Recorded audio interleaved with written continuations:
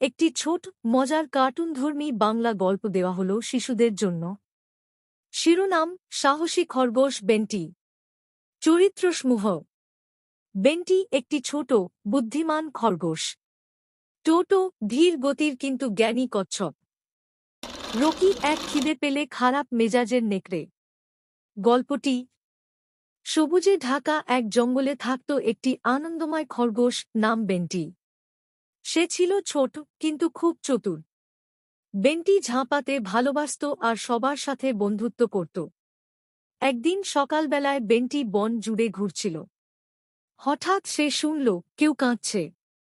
সে দৌড়ে গেল শব্দের দিকে। দেখল তার বন্ধু টোটো কচ্ছপ গর্তে পড়ে গেছে। বেন্টি বলল, ভয় পেও না, আমি সাহায্য করব।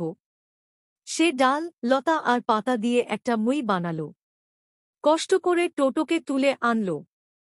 টোটো খুশি হয়ে বলল, তুমি সত্যিই সাহসী, বেন্টি। ঠিক তখন ঝোপের পেছন থেকে বের হল রকি নেকড়ে। সে বলল, আজ আমি খরগোশ খাব। বেন্টি ভয় পায়নি। সে বলল, তুমি যদি আমাকে ধরতে পারো তবেই খাবে। সে দৌড় শুরু করল, বাঁদিকে, ডান দিকে, ঝোপের ভেতর দিয়ে। রকি হাঁফাতে লাগল। শেষে বেন্টি এমন এক গাছের গুহায় লুকালো যেখানে শুধু ছোট প্রাণীরা ঢুকতে পারে। রকি ঢুকতে পারল না। সে বিরক্ত হয়ে চলে গেল। নীতিকথা: বুদ্ধি আর সাহস থাকলে বড় শত্রুকেও হারানো যায়।